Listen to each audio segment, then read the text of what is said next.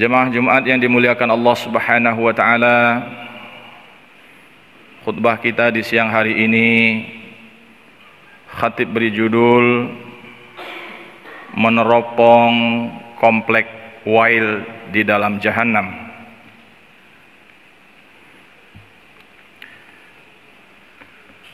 Di akhirat nanti hanya ada dua tempat yang akan ditempati, yaitu surga dan neraka. Neraka itu diistilahkan dengan an-nar atau juga disebut juga jahannam dan istilah-istilah lain. Dan di dalam neraka itu nanti ada komplek-komplek perumahan, jenis-jenis tempat tinggal tersendiri lagi dalam jahannam itu. Satu di antara kompleks itu adalah wail. Ini dibuat oleh para ulama menjadi salah satu nama dari neraka itu. Kalau ditelusuri dalam Lisanul Arab, Abi Fadil Jamaluddin menyebut bahwa wail itu bisa bermakna beragam. Bisa bermakna celaka, siksa, dan juga bermakna satu lembah, satu kompleks di dalam neraka jahanam. Satu lembah yang sangat dahsyat, yang bila Ibnul Jauzi menyebut lembah itu saking dalam dan lebarnya di wail itu, kalau ada orang dicampakkan di dalamnya atau melakukan perjalanan di dalamnya, itu 40 tahun belum sampai ke dasarnya. 40 tahun ini wallahu alam bisawab, apakah 40 tahun dunia atau 40 tahun akhirat. Kalau 40 tahun akhirat sudah tahu sendirilah betapa waktu yang panjang untuk mengitari atau berjalan sampai ke dasar komplek wail itu. Para jemaah yang dimuliakan Allah Subhanahu wa taala, ada beberapa kelompok manusia yang nanti akan masuk ke kompleks itu, kompleks penyiksaan itu. Umumnya seperti disebut oleh Allah dalam Al-Qur'an, wailul lil kafirun. Jadi orang kafir itu umumnya akan masuk ke wail, yang memiliki karakter tersendiri dari kekafirannya. Dan dari orang-orang yang menyebut Islam juga, bahkan sepintas dilihat sebagai orang saleh, itu juga akan masuk ke kompleks itu dari beberapa kelompok. Misalnya dalam surah Al-Mursalat kita menemukan ada 10 informasi tentang orang-orang yang pendusta, lil mukadzibin, wailu yauma idzil lil mukadzibin. Itu diulang-ulang oleh Allah 10 kali. Jadi orang pendusta, pembohong, ya, mendustakan kebenaran, mendustakan kerasulan, mendustakan Islam dan lain-lain. Intinya pembohong. Itu dalam wail, dan itu diulang-ulang oleh Allah sebanyak 10 kali. Ini penegasan bahwa pembohong ini bisa datangnya dari orang kafir, tapi itu bisa datangnya dari orang yang menyebut dirinya Islam. Kemudian ada juga disebut yang akan masuk ke dalam wail itu adalah wailul lil mutaffifin. Ini bisa dari orang Islam atau orang kafir, yaitu orang yang curang dalam timbangan, curang dalam keputusan-keputusan dan lain-lain. Orang yang curang ini wail tempatnya. Tidak peduli dia orang Islam atau orang kafir. Kemudian ada wailul likulli humazatil lumazah.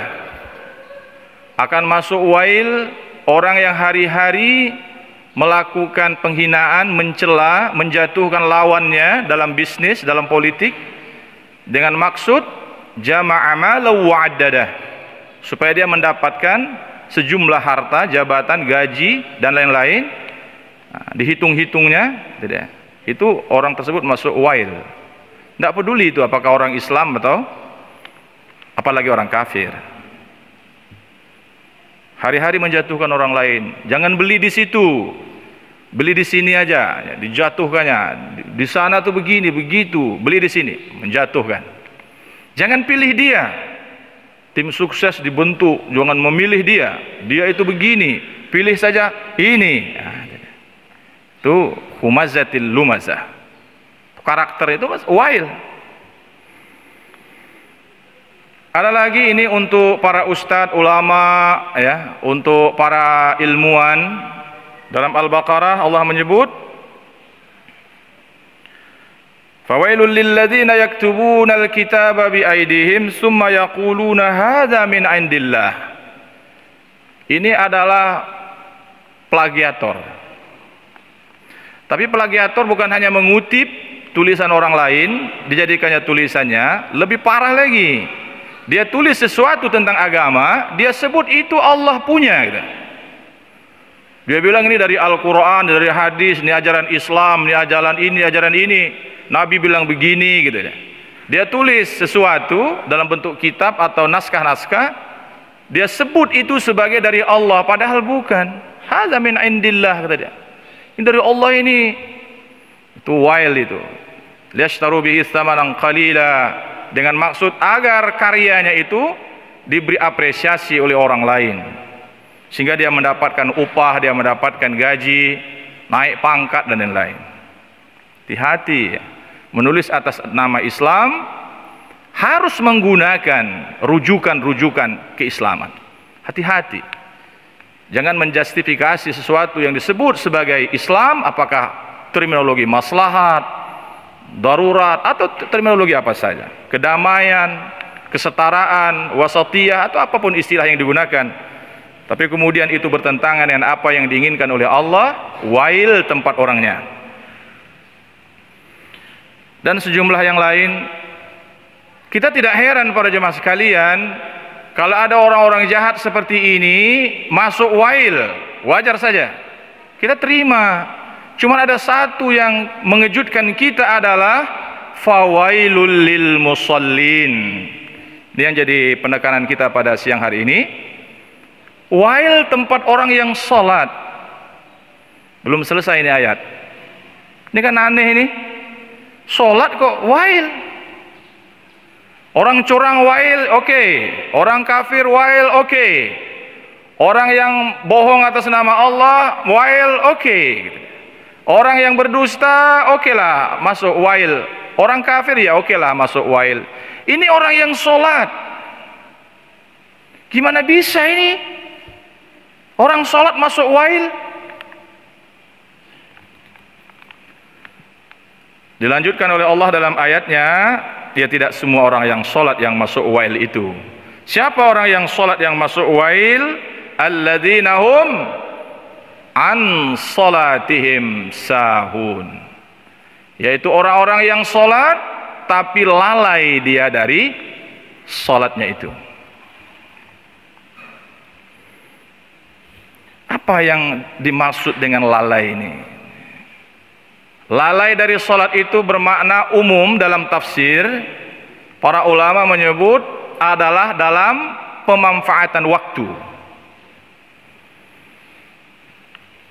Jadi molor-molorkan waktu, sehingga berakibat kepada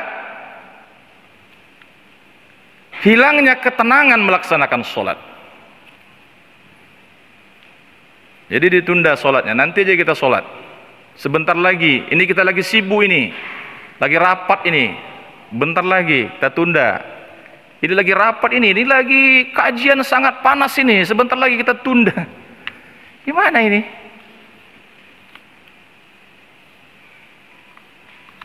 Ada lagi yang mengeluarkan fatwa, menuntut ilmu wajib sholat panjang waktunya. Masya Allah, hati-hati saudara-saudaraku sekalian. Dalam Islam menuntut ilmu itu supaya sholat. Masa ya tujuan dihilangkan dengan metode. Lalai waktu ini berdampak kepada ketidakseriusan dalam melaksanakan ibadah sholat itu sendiri. Akhirnya karena molor-molorkan waktu, tidak punya persiapan yang matang, ketika bakal masuk waktu, azan sebentar lagi akan tiba, santai-santai saja, masih sibuk dengan urusan sendiri. Akhirnya, karena waktu sudah terlambat, buru-buru semuanya. Pakaiannya asal-asalan, wudunya asal-asalan, kebersihannya asal-asalan, kegiatan sholatnya, takbirnya asal-asalan, rukuknya, bacaannya asal-asalan, serba sibuk semuanya. Hancur sholatnya. Itulah orang yang sholat tapi wail tempatnya. Na'udzubillahi min dzalik. Karena itulah dalam kajian-kajian para ulama salafus saleh itu, yang ada dibahas itu uzur tidak sholat, uzur mengundur waktu sholat itu cuma satu, lupa. Dua, ketiduran. Tiga, belum dapat ilmu tentang sholat itu. Boleh ditunda? Boleh. Kata Imam Syafi'i rahimahullah, kalau orang belum bisa membaca surah Al-Fatihah atau belum bisa membaca takbiratul ihram dengan benar, atau bacaan-bacaan yang lain yang wajib dibacanya, dia harus menunda sholatnya. Bukan lagi uzur itu, malah diminta untuk menunda, untuk dia belajar supaya betul takbirnya, supaya betul fatihahnya, kira-kira begitu. Itu yang diizinkan, malah disuruh untuk menunda sholat di akhir waktu. Ada sebab, karena tidak memiliki ilmu tentang sholat tersebut. Selebihnya ya karena lupa, karena tertidur. Ya orang yang tertidur di waktu subuh, bangunnya jam 12, ya disitulah waktu subuhnya. Nggak usah merasa kecil hati, nggak usah malu, nggak usah takut, ya memang kita ketiduran. Apa mau dibilang? Atau ada orang yang lupa sholat zuhur, sholat Jumat, asar baru teringat, ya sudahlah, sholat zuhur lah waktu itu, tapi udah asar, ya memang itu kita lupa, itu diizinkan, tapi selebihnya tidak.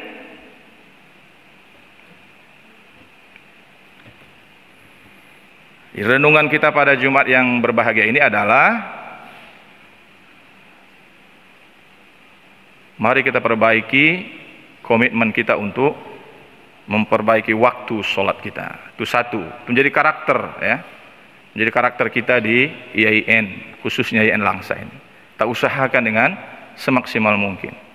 Orang yang baik itu adalah, istri yang baik itu adalah istri yang mengerti suaminya. Sebelum suaminya meminta sesuatu, istrinya pun sudah mempersiapkannya.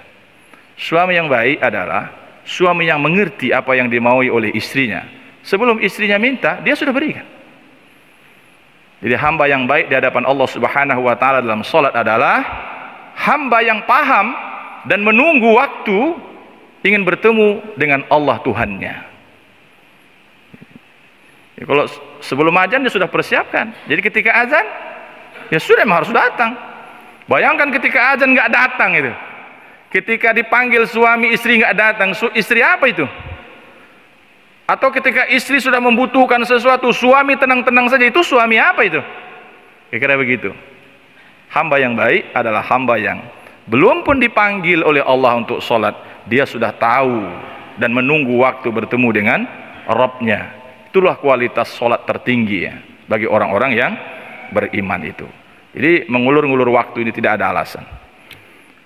Melalui Jumat yang singkat ini, khatib ingin mengatakan, apakah sedang berlangsung kuliah, hentikanlah ketika azan. Bahkan sebelum azan sudah dihentikan, nanti dilanjutkan lagi setelah selesai azan. Ketika sidang skripsi, hentikan saja, nanti dilanjutkan habis sholat berjamaah, selesai. Bukan sesuatu yang aneh itu. Tanggung Pak, apanya yang tanggung? Tinggal kita mau tidak mengamalkan ayat ini, agar jangan disebut Allah sebagai sahun. Ini para jemaah sekalian yang dimuliakan Allah, semoga bacaan-bacaan ini, ayat-ayat ini menjadi pemantik bagi kita untuk terus mendalaminya, agar semua kita bisa mendapatkan hidayah lebih luas daripada pesan khutbah yang singkat ini. Semoga bermanfaat. Alhamdulillahi Rabbil Alamin. Ashhadu an la ilaha illallah wahdahu la syarika lah. Wa ashhadu anna Muhammadan abduhu wa rasuluhu la nabiyya ba'dah. Allahumma salli wa sallim wa barik ala sayyidina Muhammad wa ala alihi wa ashabihi ajma'in. Amma ba'du fa ya ibadallah, usikum wa iyaya bitaqwallah wa ta'atihi la'allakum tuflihun. Qala Allah Ta'ala, a'udzu billahi minasy syaithanir rajim. Bismillahirrahmanirrahim. Fawailul lil musallin alladzina hum an salatihim sahun. Fa'tabiru ya ulil albab.